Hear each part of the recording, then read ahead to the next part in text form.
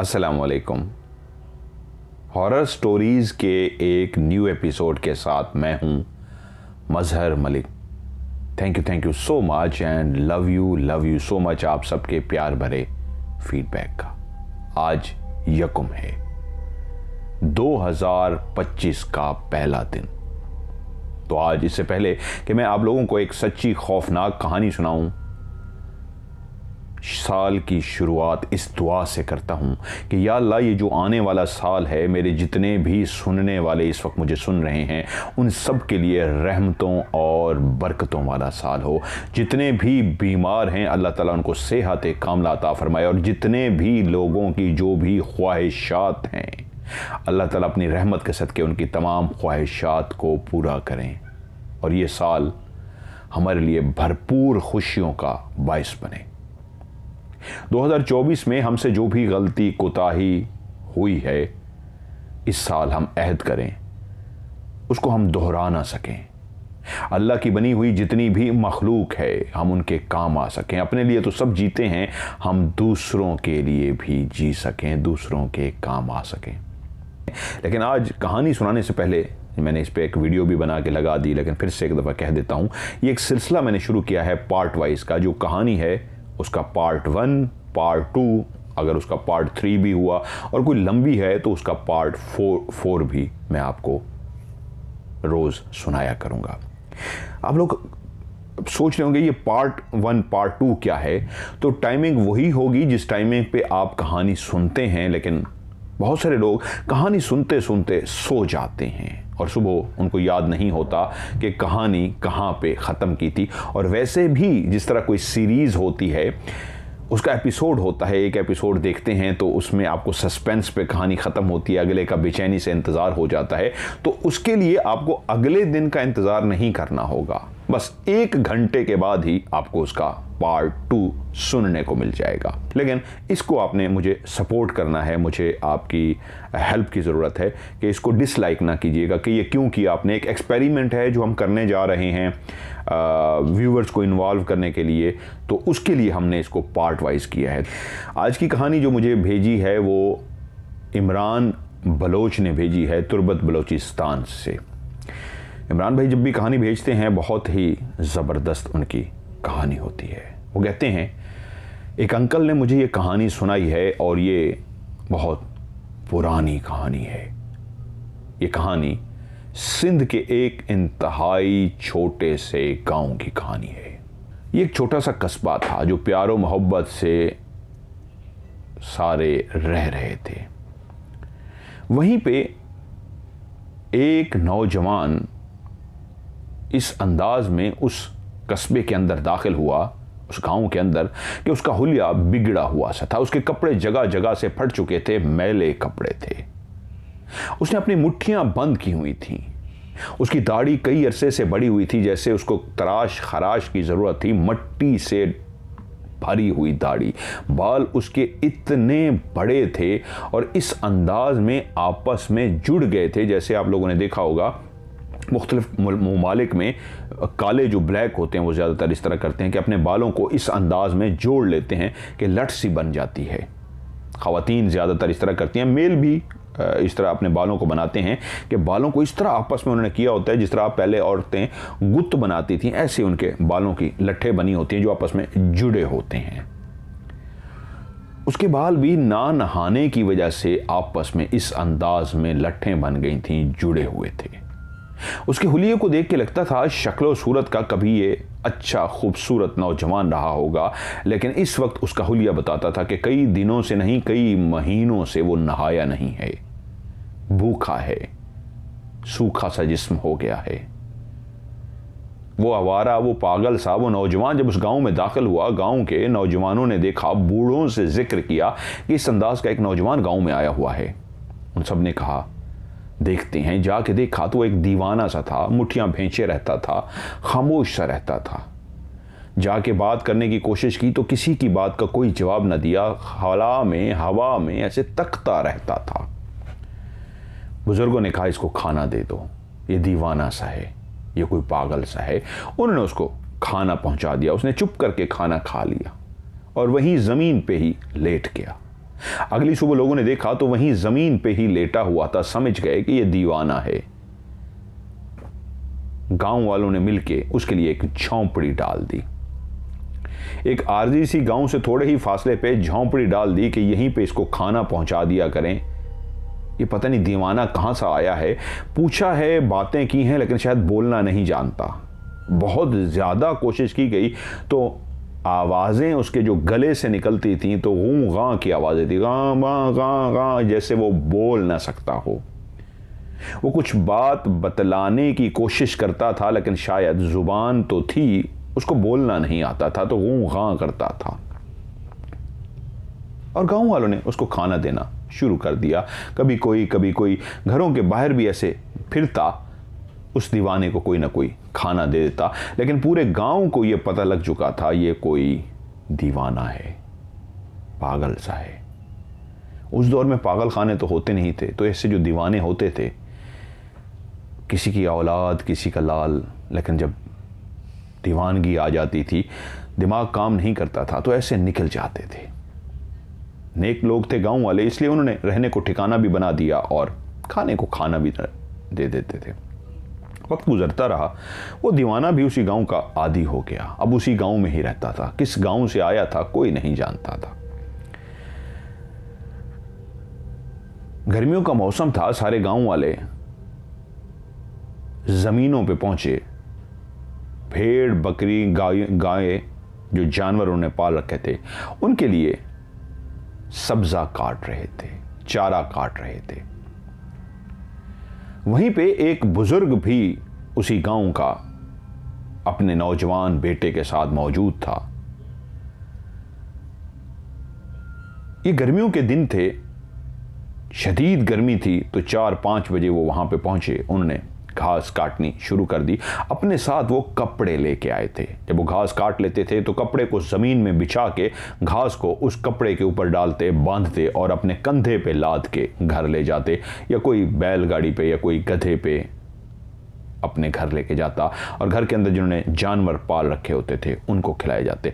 तकरीबन उस गांव में हर घर के अंदर कुछ ना जानवर मौजूद थे। किसी ने बहुत ज़्यादा पाल रखे थे, लेकिन अगर किसी के पास कम भी जानवर थे तो तकरीबन 5-6 बकरियां उसके पास ज़रूर होती थीं, या एक गाय, क्योंकि गांव का लोग उसी गाय का दूध पीते भी थे और चाय वगैरह के लिए भी इस्तेमाल करते थे।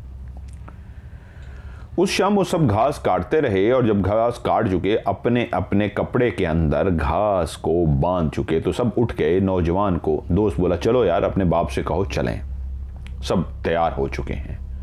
वो अपने वाले साहब के पास गया। बुजुर्ग वाले साहब ऐसे खामोशी से बैठा हुआ था। बोला, अब्बा उठ जाओ चलें। वालिद बोला, हाँ चलते हैं। शायद वो किसी गहरी सोचों में गुम सा था। बेटे से बोला, हाँ चलते हैं, तुम चलो बेटा, मैं आ रहा हूं। बेटे ने कहा, अब्बा तबीयत ठीक है ना? कहता, हाँ बिल्कुल ठीक है, बस ऐसे कुछ याद आ गया था, तुम चलो मैं आता हूं। सब ने अपने अपनी गठड़ियां सी उठाई, कंधे पे ला दी और घर की तरफ रवाना हो गए। सब आपस में मोहब्बत की बातें करते हुए, हंसते कहके लगाते हुए, गपशप करते हुए घरों को पहुंच गए। वो अपने कंधों पे जो गठड़ियाँ लादी हुई थी खोला, और वो जो चारा था जानवरों को खिलाने के लिए उनके आगे डाल दिया। भेड़ बकरियां भूखी थीं, चारे को देख के मैं की आवाज़ें निकाल रही थी। उनके आगे उनको खाना डाल दिया गया, और जब जानवर खाना खाने लग गए तो इंसान भी अपने कामों से फारिग हो के अपने अपने हाथ मुंह पाँव धो के आलती पालती मार के बैठ गया, जहां पे हर घर के अंदर चूल्हा जल रहा था और रोटियां पकाई जा रही थीं कि जब ये फारिग होके आ जाएंगे तो गरम गरम ताज़ी ताज़ी रोटियां उनके आगे रख दी जाती और वो अपना खाना शुरू कर देते। उस दौर में जो एक देचकी के अंदर खाना पकाया जाता था तो सबके लिए अलग से बर्तनों में निकाल के सबकी अलग से एक प्याली सी होती थी जिसमें सबका हिस्सा निकाल के रख दिया जाता था। आज वक्त बदला है, गांव में आज भी ऐसा ही है कि लोग दस्तरखान पे बैठते हैं, खुद डालते हैं। वो क्या करते थे, घर वालों, हर बच्चा बच्ची, बूढ़ा जवान औरत, सबका अलग अलग हिस्सा कटोरियों में डाल के रख दिया जाता था। ये उसकी है, ये सालन उसका है, ये उसके लिए है, उसके लिए, ताकि सारों को इक्वल बराबर खाना तकसीम हो जाए।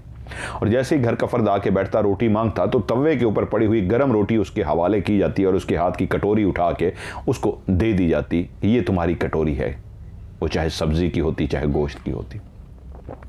ऐसे ही वो बेटा भी पहुंचा, भेड़ बकरियों को चारा डाला, माँ चूल्हे पे बैठ चुकी थी। पूछी, बाप कहाँ है? उसने कहा, पता नहीं, अब्बा ने कहा था मैं पहुंचता हूं, अब तो काफी देर हो गई है, अब्बा क्यों नहीं आए? तो उसने कहा, शायद आता ही होगा, चलो तुम तो खाना खा लो। बेटा बैठ गया, खाना खा लिया। अब टाइम ऐसा हो चुका था कि अब्बा को घर के अंदर आ जाना था। मां ने पूछा, तुम्हारा बाप नहीं आया अभी तक? उसने कहा, मैं भी यही परेशान हूं, अब्बा ने तो कहा था चलो मैं पीछे आ जाता हूं, लेकिन अभी तक क्यों नहीं पहुंचे? यहां तक कि सोने का टाइम हो गया और गांव वाले तकरीबन अपने अपने बिस्तर के अंदर चले गए थे सोने के लिए। हर शख्स अपनी चारपाई पे लेटा था। मां परेशान हुई, कहा, नहीं, तुम्हारा बाप कभी भी इतना लेट नहीं होता, जाओ गांव वालों से पूछ के आओ किसके घर चला गया है जो अभी तक खाना भी नहीं खाया, सोने का टाइम हो गया। बेटा उठा, पहले उस घर का दरवाजा खटखटाया जहां अब्बा की दोस्ती थी। वहां पे भी उनके हम उम्र एक बुजुर्ग रहते थे। उसके बेटे ने दरवाजा खोला और बेटा बोला, मेरे अब्बा तो नहीं आए? उसने कहा, नहीं, ये तो सोने का टाइम है, हम तो परेशान हो गए थे कि इस वक्त कौन दरवाजा खटखटा रहा है। उसने कहा, नहीं यार, अब्बा अभी तक घर नहीं पहुंचे, इसलिए मैं ढूंढने आया हूं। तो वो नौजवान बोला, चलो यार, मैं भी तुम्हारे साथ चलता हूं, ढूंढते हैं। वो दोनों नौजवान चलते हुए एक और घर तक गए। उसका दरवाज़ा खटखटाया गया और वहां से भी पता लगा अब्बा नहीं है। तो वहां का भी एक घर का फर्द बाहर आ गया इस परेशानी में कि चलो यार, मैं भी साथ हूं, अब्बा को ढूंढते हैं।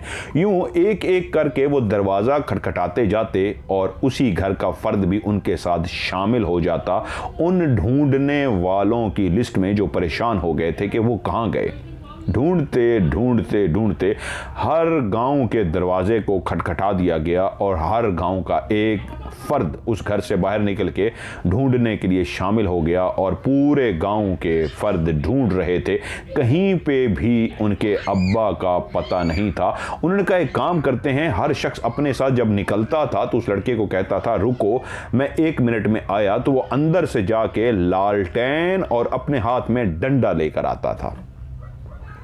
ये गांव में उस वक्त इस्तेमाल होता था, आज भी ऐसे करते हैं कि गांव वालों को जब आप बुलाएं, दरवाज़ा खटखटाएं और उनको कहें मेरे साथ चलें, तो वो अंदर जाते हैं, अपना डंडा और लालटेन हाथ में लेके आते हैं। तो वो डंडा और लालटेन हाथ में लेके बाहर आते गए। अब यूं पूरे गांव वाले इकट्ठे हो चुके थे, सबके हाथ में डंडा था, सबके हाथ में लालटेन था और पूरे गांव के अंदर रात के उस अंधेरे में, बिजली का दौर तो था नहीं, दिया जलाते थे, लालटेन जलाते थे, सब अपने अपने हाथों में लालटेन और दूसरे हाथ में डंडा उठाए ठक ठक की आवाज़ पैदा करते हुए ढूंढते ढूंढते जब हर घर से पता लग गया किसी घर में नहीं है, परेशानी की बात थी, तो कहा, आखिरी टाइम अब्बा को कहाँ देखा था? तो उसने कहा, आखिरी टाइम अब्बा वहाँ ज़मीन पे ही बैठे थे और मुझे कहा था चलो मैं आता हूँ। मैंने पूछा तबीयत ठीक है? तो कहते थे हाँ सब ठीक है, बस तुम चलो। उन्होंने कहा, चलो कहीं ऐसा तो नहीं हुआ कि वहीं पे तबीयत ख़राब हो गई हो, बेचैन हो गए हो और ज़मीन में ही मौजूद हो? आओ हम वहीं चलते हैं। वो गांव के जितने भी फर्द थे अपने अपने लालटेन और डंडे को उठाए, आवाज़ें देते हुए कि कहीं इर्द गिर्द मौजूद ना हो, चलते चलते चलते उसी जगह पहुंच गए जहां पे आखिरी दफ़ा देखा गया था। उस पूरी ज़मीन के अंदर उनको ढूंढा गया, अच्छी तरीके देखा गया, लेकिन कहीं पे उनका नामो निशान नहीं था। वो परेशान हो गए। पूरे गांव को एक तरह से उन्होंने ढूंढ लिया था और ज़मीनों में भी ढूंढ लिया था। तो सब ने कहा, बेटा लगता है वो उसी वक्त अपने किसी दोस्त से मिलने के लिए दूसरे गांव चले गए हैं। गांव में मौजूद होते तो अभी तक उनका पता लग चुका होता। परेशान मत हो, जाओ घर जाके लेट जाओ, सुबह तक वापस आ जाएंगे। वो सब अपने अपने घरों को लौट गए। लड़का अपने घर दाखिल हुआ। माँ ने पूछा क्या हुआ। उसने सारी कहानी बताई और कहा अब्बा शायद दूसरे गांव चले गए हैं। तो माँ ने कहा बेटा अभी दिल की धड़कन बहुत तेज है, कुछ बुरा हुआ है। तुम्हारा बाप कभी भी जिंदगी में बगैर बताए नहीं गया। मेरा दिल कांप रहा है, अल्लाह खैर करे। लेकिन सुबह हो गई, वालिद का कहीं कोई पता नहीं था। सुबह उठ के गांव वालों ने और उसके बेटे ने फिर से ढूंढना शुरू कर दिया।